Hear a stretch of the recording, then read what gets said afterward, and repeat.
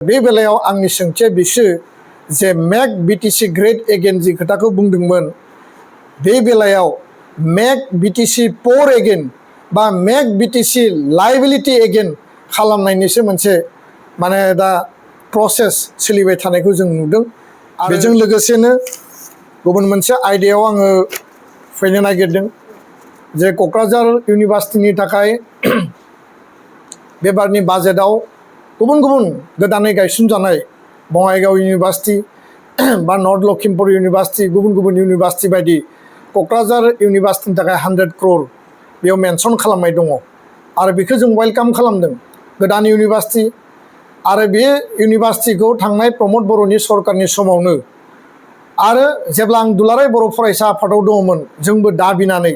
आरो सरकारनिफ्राय खामानि मावनानै बेखौ गायसननो हानाय जादोंमोन। दिनै बेखौ फुल फ्लेजेड इउनिभार्सिटि बा इनफ्रास्ट्राक्चार डेभेलपमेन्ट खालामनांगौआ जोंनि बयनिबो दायित्व। बिनि थाखाय 100 crore होनायखौ नुनानै जोङो सरकारखौ धन्यबाद होदों। किन्तु समान समान बे खोथायाबो सैथोमोन जे 2024-25आव क'क्राझाराव जेला स्पेसियेल आसाम विधान सभानि सेसन जायो उदालगुरियाव मेडिकेल कलेज एन्ड हस्पिटाल गायसननायनि थाखाय आसामनि गिबि मन्थ्रिया खोथा होदोंमोन आरो बे खोथा बायदि नैबे बाजेटआव बेयो मेनसन जानांगौमोन। व्हेरेज जों नुबाय जे हजाय बजालि हाइलाकान्दि आरो गवालपारायाव गंब्रै मेडिकेल कलेज गायसनगोन होननानै बेयाव लिरनानै होदों सरकारा कमिटमेन्ट होदों किन्तु उदालगुरिनि थाखाय मेडिकेल कलेज आरो हस्पिटाल गायसननायनि बेयाव जेबो मेनसन खालामनायखौ जों नुवाखै आरो जायखौ लानानै जोङो दुखु फोरमायदों आरो बे बाथ्राखौ लानानै उदालगुरि जिल्लायाव थानाय एमएलए बिथांमोना जेबो खोथा बुङासै बा बिटिसिआव थानाय एमएलए बा मन्थ्रि बिथांमोना जेबो खोथा बुङासै कारन क'क्राझाराव मेडिकेल कलेज गायसनबाय आरो हाग्रामा महिलारि बिथांनि समाव गायसनदों बे खोथाखौ जोङो गनायना लायो आरो 2022-23आव तामुलपुराव मेडिकेल कलेज गायसनदों प्रमद बर'नि नेतृत्वआव आरो जों लुबैदोंमोन जे उदालगुरियाव मेडिकेल कलेज आरो हस्पिटाल गोदानै गायसननांगौ। दा बेखायनो जोंनि जिखिनि मोननो गोनां दङ बे मोननो गोनां दाबिखौ लानानै जोङो खामानि मावलांगोन आरो दाबि होलांगोन। जोङो नुदों जे मैयानि बाजेटखौ लानानै गोबां माखासे दान्थे बिदान्थे एमएलए बिथांमोना बुंदों हाग्रामा महिलारि बिथाङा बुंदों आरो बाजेट खम मोननायनि थाखाय हाग्रामा महिलारि बिथाङा मैया बुंदों जे डेभेलपमेन्टनि खामानिया थाबथानाय नङा डेभेलपमेन्टनि खामानिया कन्टिनिउ जागोन आरो गो हेडआव बाखि माने खामानि मावग्रा कन्ट्रेक्टर बा ठिकादार नागिरनानैबाबो खामानिखौ मावहोगोन होननानै बिथाङा बुंदों। बे बिथांनि गोजाम पलिसि आरो जाय पलिसिनि थाखाय 2020 सनाव जेला बिथाङा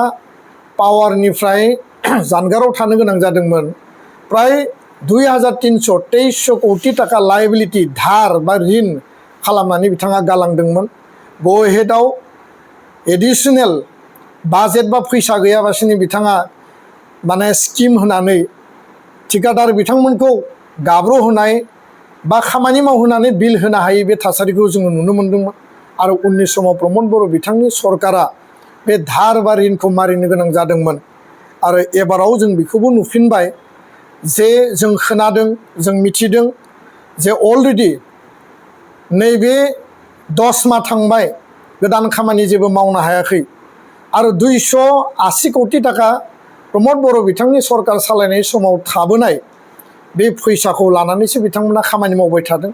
आरो गोदानै जेबो थाइसेबो माने फैसा मोनाखै। दा 401 कोटि टाका जि गोदानै हरबाय बे बिटिसिनि थाखाय साफिसियेन्ट नङा। व्हेरेज बिथांनि सरकारा हाग्रामा महिलारि बिथांनि जि सरकार दा 10 माह सोलिबाय थादों जोंनि खोनानायाव मोनसे माने रिलायेबल सर्सनिफ्राय जों मिथिनायाव 3000 कोटि टाकानि अलरेडि माने प्लेनिं एस्टिमेट बा स्किम एप्रुभ खालामबाय आरो बे अभार एस्टिमेट बा अभार माने ड्राफ्ट अफ एस्टिमेट खालामनायनि थाखाय बिथांमोना दिनै टेन्डार बन्द खालामनानै होनाय प्लेनिं एस्टिमेटखौ बन्द खालामनानै होनाय बे थासारिखौबो जोङो माने बिथांमोननि नटिस बा सरकारि बिल दलिलनि गेजेरजों नुनो मोन्दों आरो बे बेलायाव 401 कोटि टाका फैदों व्हेरेज एप्रुभेलखौ होदों 3000 कोटी टाकानि आरो थांनाय समाव बयबो मिथिगौ जे 2300 कोटी टाका लायबिलिटि धार खालामनानै गालांदोंमोन आरो बे बेलायाव आंनि सोंथिया बिसो जे मेक बिटिसि ग्रेट एगेन जि खोथाखौ बुंदोंमोन बे बेलायाव मेक बिटिसि पोर एगेन बा मेक बिटिसि लायबिलिटि एगेन खालामनायनिसो मोनसे माने दा प्रसेस सोलिबाय थानायखौ जों नुदों आरो कन्ट्रेक्टर ठेकेदारफ्रा रावबो धाराव रावबो बाखियाव खामानि मावनो फैगोन आं बेखौ नुवा खारन थांनाय समनि खामानि मावग्राफ्रानो माखासे जायफोरा क्लोज रिलेटिभ्स बिथांमोननि बादै गोबाङानो बिलफोरखौ बिथांमोना मोननो हायाखै दा बेखायनो बेबायदि थासारियाव जोङो साननो गोनां जे बे जि बिटिसिनि जिखिनि खामानि दा सोलिबाय थादों बेयो थारैनो बिसायख'थियाव जिखिनि कमिटमेन्ट प्रतिश्रुति होदोंमोन बेखौ फुलफिल खालामनायाव बिथांमोना फेलार जादों आरो रायजो राजाया जि मोनसे आसा आरो मिजिं लानानै बिथांमोननो मेन्डेट होदोंमोन मेजरिटि होदोंमोन बे मेन्डेटनि बिनिमयाव रायजो राजानि जे डेभेलपमेन्ट बा वेलफेयार स्किमनि जे खामानि जानांगौ बेखौ जाहैगोनखौ जोङो नुवा फैबाय थानाय समासो बेखौ स्पष्टयै मिथिहोगोन आरो बिनि थाखाय जोंनि पार्टिनिफ्राय जेब्लाबो जों रायजो राजानि जानानै जों खोथा बुंलांगोन गुबुन मोनसे बाथ्राया जाहैबाय जे बिधान सभानि मजियाव उदालगुरिनि एमएलए रिहन दैमारि बिथाङा मोनसे कुइसन रेज खालामनायखौ जोङो नुदों जे बिथाङा बुंदों जे सनितपुर आरो बिश्वनाथनि साथिखान गामि आरो माखासे गामि सोदेरनाय बे ओनसोलाव थांनाय सरकारनि समाव डेभेलपमेन्टनि खामानि मावाखै बाजेट मोननानैबो मावाखै होननानै बिथाङा सोंथि सोंदों बे बेलायाव आङो स्पष्ट बुंनो नागिरो जे थांनाय सरकारनि समाव 10-15 कोटी टाका 60टा गामिनि थाखाय लामा दालां स्कुल कलेज बेयाव डिपार्टमेन्ट जिखिनि 39टा 39 डिपार्टमेन्टनि माखासे अफिस बानायनो थाखाय प्लेनिं एस्टिमेट स्किम एनाउन्समेन्ट होनानै माने फाउन्डेसन ले खालामनाय जादोंमोन आरो बेखौ अलरेडि टेन्डार प्रसेसबो जाबाय नाथाय हाग्रामा महिलारि बिथांनि सरकारा फैनायनि उनाव बे गासैबो टेन्डार प्रसेस गासैबो स्किम